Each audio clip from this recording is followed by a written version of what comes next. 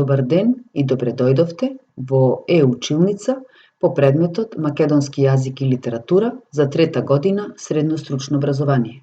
Јас сум професор Наташа Цветковска од Општинското средно училиште Мирко Милевски од Кичево. За денешниот час е предвидена наставната содржина, историски развој на македонскиот јазик, статусот на јазикот во НОП и прогласување на македонскиот јазик за службен јазик на Народна република Македонија. Од тема Историја на македонскиот јазик. Што ќе научиме? Учениците да се запознаат со статусот на јазикот во времето на НОП, да се запознаат со авторите кои творат во времето на НОП, јазикот на кој пишуваат и да ги набројуваат нивните збирки поезија, да се запознаат со употребата на јазикот во времето на народноосвоителната борба, да сватат што значи кодификација на македонскиот јазик и кога е извршена таа, да репродуцираат податоци за прогласување на македонскиот јазик за службен јазик на Народна република Македонија, како и прогласувањето на македонската азбука и правопис. Да се потсетиме на претходно усвоени знаења.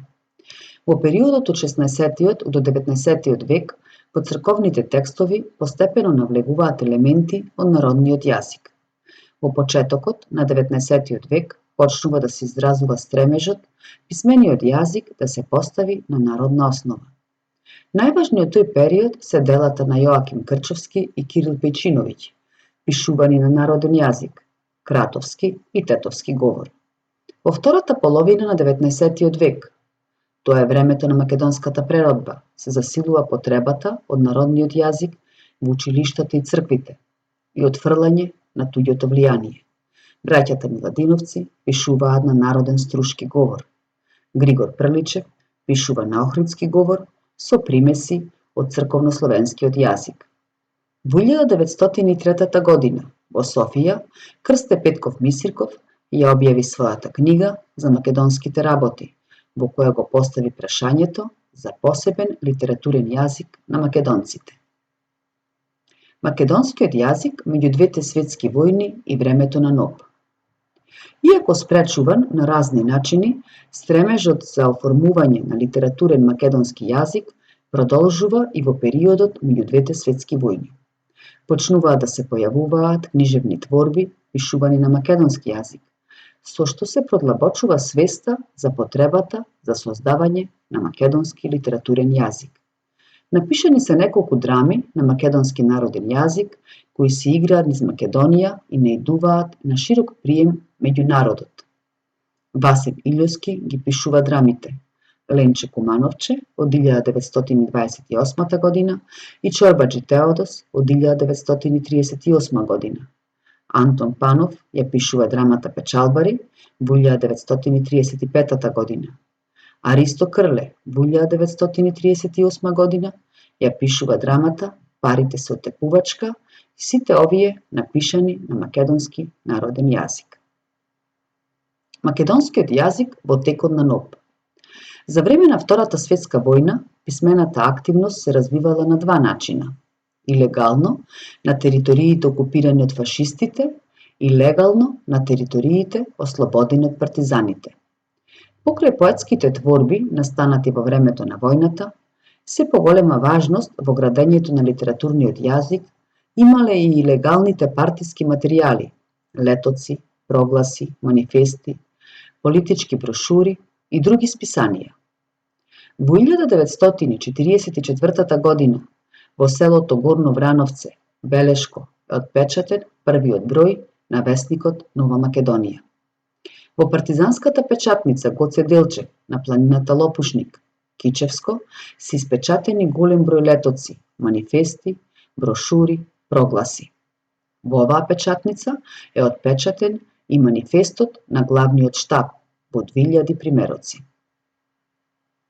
Иако се уште не е стандардизиран македонскиот јазик, сепак постои тенденција да се пишува на заедничката основа што ја даваат централните говори. Во тој период се појавуваат и првите поетски збирки на македонски јазик, кои се од голема важност за македонскиот литературен јазик. Тоа се збирките Народни бигори, од 1938 година и Огинот од 1938 од Венко Марковски.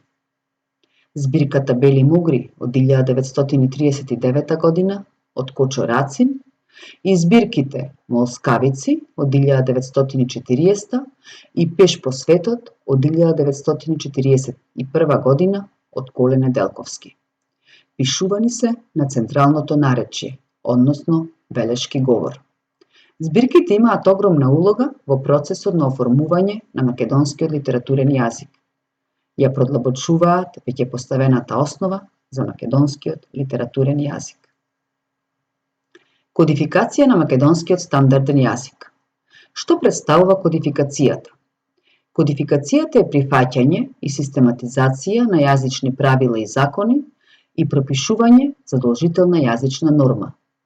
Кодифицираниот јазик е нормиран јазик. Неговата форма се кодифицира во граматиката, речникот и правописот и станува јазик на државната управа, образованието, средствата за масовна комуникација. Кодификацијата на македонскиот јазик е извршена по завршувањето на Втората светска војна. Формирана е јазична комисија на првото заседание на АСНОМ, кое било одржано на 2 август 1944 година и донесено е решение за воведување на македонскиот како службен јазик во македонската држава. Јазичната комисија изработи македонска азбука и правопис.